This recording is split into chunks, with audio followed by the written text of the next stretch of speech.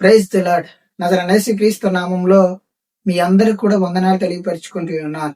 దేవుడు ఇచ్చిన కృపను బట్టి, దేవుడి నడిపింపును బట్టి ఈ రోజున నేను మీ మధ్యలోకి వచ్చి ఉన్నాను. ప్రతిరోజు కూడా దేవుడు ఒక మాట తెలియపరుస్తూ మన జీవితంలో ఉన్న శ్రమలను బట్టి, బాధలను బట్టి, కష్టాలను బట్టి ఎంతగానో ధైర్యపరిచి ముందుకు నడిపిస్తూ ఉన్నాడు. అలాగే ఈ రోజున కూడా దేవుడు ఒక మాట తెలియపరచాలని ఎంతగానో ఆశిస్తూ నన్ను మీ మధ్యలోకి తీసుకొచ్చి ఉన్నాడు. ఈ రోజున దేవుడి వాక్యం ఒకసారి మనం చూసినట్లయితే మత్తయి సువార్త 4వ అధ్యాయం 4వ వచనం.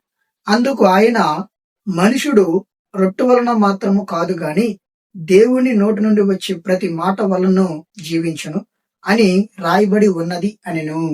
యేసుక్రీస్తు ఈ లోకంలో 40 రోజులు ఉపవాస ప్రార్థన చేస్తూ ఉంటాడు. 40 పగళ్ళు 40 రాత్రులు మరి యేసుక్రీస్తు ఉపవాస ప్రార్థన చేస్తూ ఉంటాడు.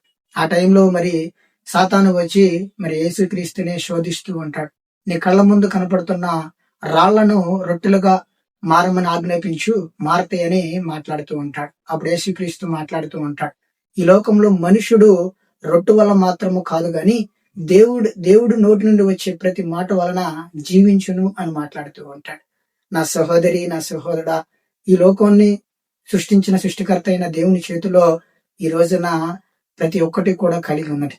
ఆయన చేతులు ఈ రోజున మన జీవితం కూడా ఆయన చేతుల్లోనే ఉన్నది. ఆయన ఏదైనా చేయగలుగుతాడు, ఏదైనా మార్చగలుగుతాడు.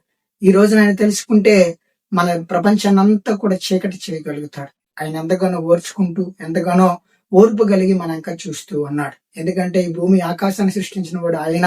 ఈ లోకంలో ప్రతి మనిషిని కూడా ఆయన అరిచేతుల్లో చెక్కుకుని ఈ లోకానికి తీసుకొచ్చి ఒక మట్టి బొమ్మలాగా చేసి తనకి జీవాన్ని ఇచ్చి ఈ లోకంలోకి తీసుకొచ్చి ఉన్నాడు. ప్రతి మనిషి పట్ల కూడా ఒక ప్రణాళిక, ప్రతి మనిషి పట్ల కూడా ఒక సిద్ధపాటుతో ఈ లోకానికి తీసుకొచ్చి ఉన్నాడు. కాబట్టి ఆయన ఈ లోకంలో ప్రతి మనిషిని కూడా మరి నశింపు చేయడానికి ఈ లోకానికి మానవుడిని దేవుడు తీసుకురాలే ఆయన. కాబట్టి మనం ఈ లోకంలో ఆయన యందు భయభక్తులు కలిగి, ఆయన వాక్యాన్ని అనుసరించి, ఆయన యందు విశ్వాసంతో కలిగి ఉండాలని ఎంతగానో ఆశిస్తూ ఉన్నాడు. మనం విచ్చలవిడిగా జీవితాన్ని జీవించకుండా దేవుణ్ణి వదిలేసి మనం బ్రతకూడదని దేవుడు ఎంతగానో ఆశిస్తూ ఉన్నాడు.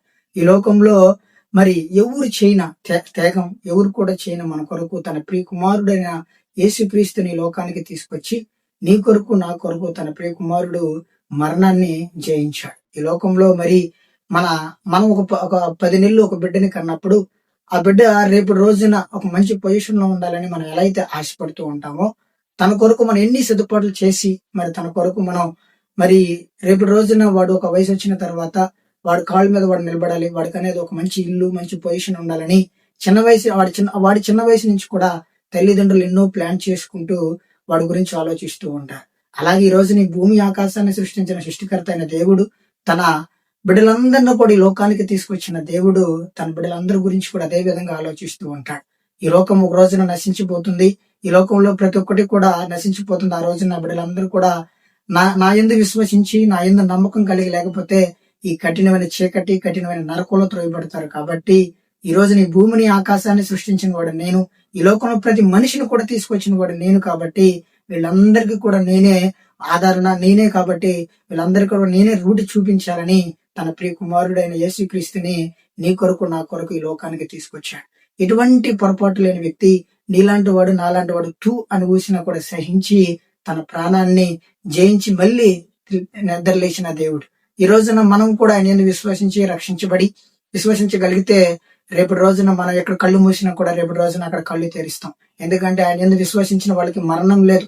ఆయన యందు భయభక్తులు కలిగి ఉన్న బిడ్డలకి మరణం అనేది లేదు. ఎవరైతే ఆయన వాక్యాన్ని, ఆయన ఆలోచనలు గ్రహించుకుంటూ ఉంటారో వాళ్ళు మాత్రమే నశించిపోయి కఠినమైన వేదన, కఠినమైన స్థితిలోకి వెళ్ళిపోయి నశించిపోతారని ఈ రోజున దేవుడు తెలియపరుస్తూ ఉన్నాడు. ఈ రోజు వరకు, ఈ సెకండ్ వరకు, ఈ నిమిషం వరకు దేని చూసి నువ్వు అతిశయపడుతూ ఉన్నావో, ఏ స్థితిని చూసి అల్లచిల్లరగా జీవితాన్ని జీవిస్తూ ఉన్నావో నాకైతే తెలియదు. కానీ ఈ రోజున దేవుడు నీకు, నాకు ఒక మాట తెలియపరుస్తూ ఉన్నాడు. నా సన్నిధికి నువ్వురా, నా వాక్యాన్ని అనుసరించు, నా యందు విశ్వాసంతో కలిగి ఉండు. నేను ఈ లోకానికి తీసుకొచ్చిన నా ప్రియ కుమారుడైన యేసుక్రీస్తు యందు విశ్వసించి నమ్మి బాప్తీసం తీసుకో. లేకపోతే చాలా కఠినమైన పరిస్థితులు, చాలా నీచమైన స్థితిలోకి వెళ్ళిపోతాయి. ఈ లోకంలో ఏది కూడా స్థిరం కాదు. ఒక రోజున ప్రతి ఒక్కటి కూడా నశించిపోతుంది. ప్రతి ఒక్కటి కూడా ఈ లోకంలో నిలబడకుండా త్రోయబడుతూ ఉంది అని ఈ రోజున దేవుడు నీకు, నాకు తెలియపరుస్తూ ఉన్నాడు. ఆమేన్.